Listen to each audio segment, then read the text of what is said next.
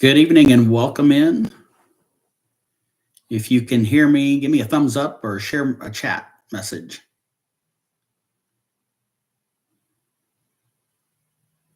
Hey, Lamont, how are you? Welcome in. Can you hear me okay?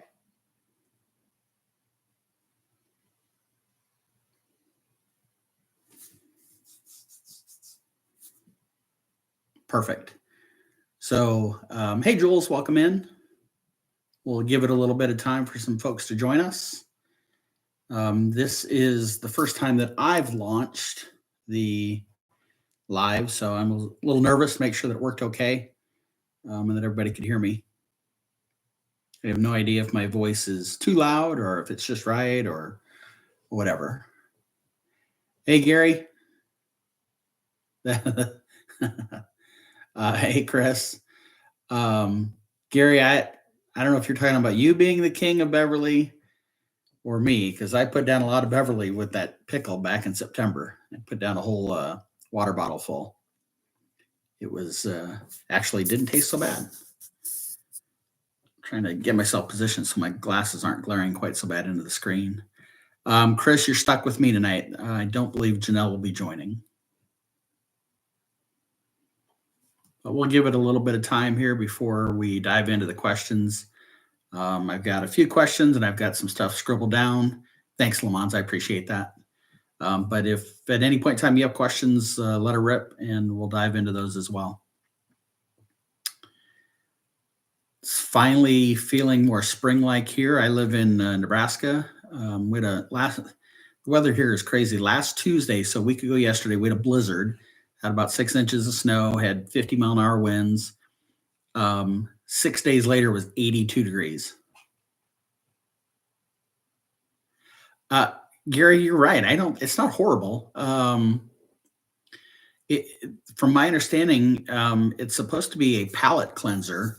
I want to say, I don't know that it was England. I want to say that it was, I don't know, Italy or Sweden or someplace like that, that I think was actually created in. But yeah, it's supposed to be a palate cleanser. And so I was more than happy to use it when I ate that pickle. Hey, Helen, welcome in.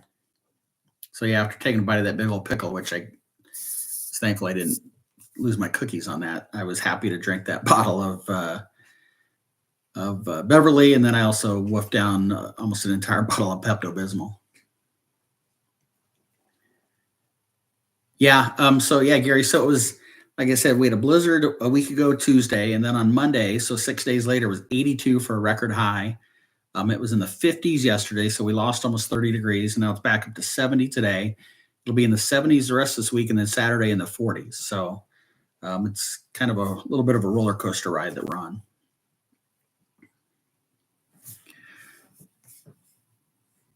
I'm going to see if I can share this out. I don't know what I'm doing.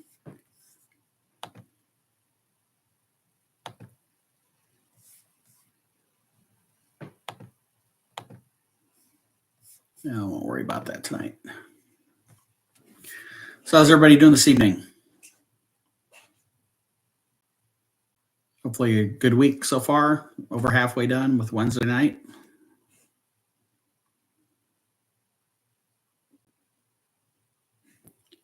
I have three. Chris, you're one of my three questions submitted. So I'll make sure I hit yours. If the other submitters have not joined, then I'll go in reverse order. Lamont, I'm doing pretty well. It's another great day to be alive. So I'm trying to position myself so you're not seeing the glare off my glasses so bad. It sucks getting old and being blind. I went from when I was about 40, I had perfect vision, and like 5 years later, I needed bifocals.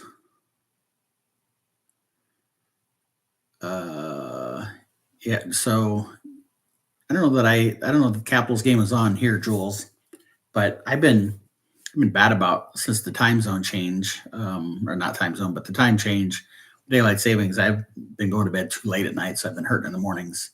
Janie, welcome in. Your husband is blasting Queens, right? That's awesome. Thank you for joining us. And jealous that you're on your way to Magic Kingdom, but very cool.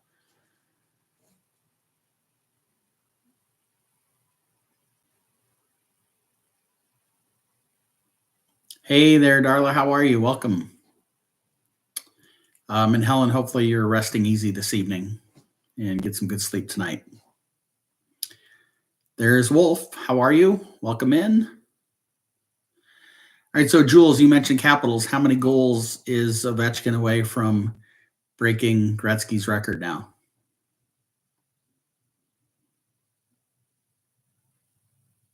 Oh, that's okay, Gary. I understand. No worries. 9 goals away. Okay. Got to imagine he'll hit that before the end of the season. It'll be interesting because I read a story that sounds like he wants to get back to play in Russia, where he's from, and he's clearly getting to the end of his career.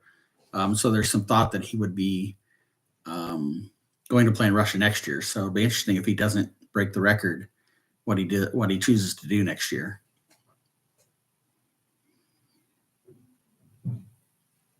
So, all right, let's dive in. How does that sound? Yeah, I suppose a job and money's helpful, Gary. So, Chris, you had submitted a question in, and since you're on, I will start with yours. So, Chris asked best recommendations for flower and garden, which is going on right now. So, Chris, my first answer may sound like a joke, but it's kind of kidding, but it's really serious, depending upon your circumstances. But best recommendation, make sure you bring sinus medicine with you. If you deal with allergies at all, with all of the topiaries and the flowers and what have you that they've got there, your allergies will really kick in. So make sure you plan for that. My simple answer, though, Chris, is go to what interests you the most. And what I mean by that is if by chance you're a foodie, then the food probably would be something you definitely want to put at the top of your list. I'm not, I mean, I love food, but I'm not a foodie. I'm happy with a pretzel, a Mickey pretzel. So I'm not necessarily too interested in all of the different food booths and what have you.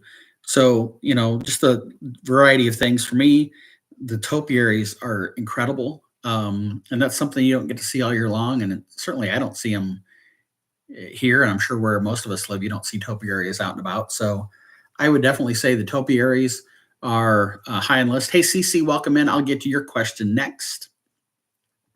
Outside of the gardens and the topiaries, there's the butterfly landing exhibit, which is pretty cool. Hi, Janelle. So I would take that in. You've got the English Tea Garden over in the UK. There's the Garden Rocks concert series. There's a lot of great talent there. I think this past weekend into the early part of this week, Air Supply was there. Older talent, you're not going to get your younger talent there, but some of the older stuff that people my age probably remember pretty well. They have scavenger hunts that are pretty fun to do around there. They have different festival photo opportunities as part of the festival. I mentioned the food and then obviously merchandise. I would say, generally speaking, weekdays are less crowded than weekends. Your weekends, you get a lot of the locals that want to partake in the festivals. So if you can do weekdays, you're probably better off doing it that way. But regardless, I mean, I've been to festivals on weekdays, I've been on weekends. Just enjoy the atmosphere. It's pretty fun. A lot of cool things. I know in the past, Janelle and I have talked about our favorite festivals and how we rank them. And I think we both agree that food and wine is our least favorite of the 4. And I know for me, I always say, because that's the one festival that does not have visual stimulation. With obviously the arts festival, you've got plenty of visual stimulation with the artists, the chalk art, that sort of stuff. Obviously with gardens and the topiaries, you get plenty of visual stimulation. And then the festival of the holidays, obviously it's all about the colors and pageantry and decorations and that sort of thing. Helen, yeah, the arts festival, that right now I say that's my favorite. Ask me in November, and I'll tell you that the Festival of the Holidays is my favorite. But those two are neck and neck, 1 and 2 for me for sure. And then Flower and Garden is 3, and then like I said, Food and Wine would be my 4th of those. So hopefully that helps a little bit, Chris. But again, my first answer, and some of the folks that are on here are locals. I'll probably tell you, if you manage or have to manage sinus issues at all, bring sinus medication, because with all of the flowers and topiaries, the pollen count can attack you pretty quickly. So hopefully that helps. If you have additional follow-up questions, put them in the chat and we'll tackle them as we go. So let's see here. CC, yeah, Benadryl is your friend. No doubt about that, Tina, that's for sure. So CC, your question was for the Disney Chase Visa cardholder meet and greets. Is it only for family that can be with you in the picture, or can friends do it as well? The information that I can share that I know and I researched is essentially 1 entry per day per cardholder. So if you're the cardholder and you go in to get your photos taken, you're not supposed to go back in later in the day. Whether they're tracking that or not, I don't know. But the general rule is only 1 entry per day, and you can bring up to 6 people with you. They don't care if they're friends, they don't care if they're family. They're not checking birth certificates or your family tree or anything like that. So you and up to 6 guests can go in once a day on the Visa Chase card, the special meet and greets. The one at Epcot is over by, I think it's over by the Figment ride. And the one at Hollywood, I think, is with Star Wars with BB-8 and Chewbacca, I think, or maybe Darth Vader. Those are the options there. But the one at Epcot is pretty cool. There's not very many people. A lot of people don't know about the benefit of that. It's interesting. I'm a Visa Chase card holder, and through all of my stuff with travel agency stuff, that doesn't get discussed very often. A lot of people don't ask about it, don't bring it up. They don't mention whether they have the card or not. And so they miss out on those opportunities. I don't generally just ask every one of my customers if their card is a Chase Visa card or a Chase Visa Disney card or not. But great benefit, and you get quality time with the characters because, again, the lines aren't very long. So hopefully that helps. CC, again, up to 6 people with you, and they don't check to see if they're family or friends or the next 6 people in line with you if you're by yourself.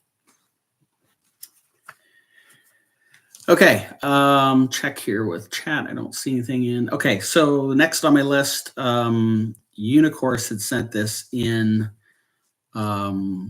asking if we could talk about the changes to Animal Kingdom and Dinoland. So I can share with you what I know, and I think a lot of this is information that's out there, and we've probably talked about it before, but in case you're not familiar, Dinoland, which is to me, it's the right side of the park. You walk in, you walk to the Tree of Life, you hang a right, and Dinoland is over there. See you, Janie. Thanks for joining. Have a great time tonight. So Dinoland, half of that area is closed down now and is being demoed for the new expansion. The new expansion is called Tropical Americas, and it is scheduled to open sometime in 2027. So the next 2.5 years, roughly, it will be opening. The current dinosaur ride is still open and will be open through the rest of this year. It is scheduled to close sometime in early 2026, but they've not set a date. When it does close, that will be refurbished and rethemed to Indiana Jones ride. And I think one thing that I am happy about is that it will not be the same Indiana Jones ride that's in Disneyland in California. It is unique and themed differently. So if you're a Disneyland person, hey, Brandon, welcome in. If you're a Disneyland goer, I like the fact that the rides are unique to one another. In addition, within the Tropical Americas, yeah, Helen, I would be happy with less snakes, even if they're not real. over in the new Tropical Americas, the first ever Encanto ride-through attraction at any of the Disney parks across the globe will exist, which I think is pretty cool. We'll have a hacienda, which will be one of the largest quick service restaurants in all of Walt Disney World. I mentioned Dinosaur the Ride will remain open through the end of the year, as will the Boneyard and Restaurantosaurus. Those three items will remain open through the end of the year. The rest of Dinoland is now being torn apart. Triceratops Spin has been dismantled. The carnival game area, that has all been torn apart. The big dinosaur is gone as well. So they're making good progress in that standpoint. I know it's kind of a bummer because there's stuff over there that you don't get to do anymore. I feel like you get that first month or two of losing those things and you have that sadness or depression, if you want to call it that. But then it's to look towards the future and the growth of the park. And I think of the four parks, Animal Kingdom by far could use an expansion. And honestly, they could use probably a couple of expansions, but start where we are. So that's pretty cool. Hey, and of course, I was just talking about Animal Kingdom in your question about the changes to Animal Kingdom and Dinoland. So we walked through that. The Tropical Americas will open in 2027. I'm excited that I'll get to ride Dinosaur one or two more times, or three or four more times this year when I'm there here in a couple months, and then at the end of the year. So looking forward to that. So those were the three questions that came in that we covered. If anybody has questions, pop them into the chat and we'll tackle them. Otherwise, I've got a few other notes scribbled down that we can talk about here. I'm going to take a swig of my drink, whatever this is, lemonade, or like a cherry lemonade or something like that.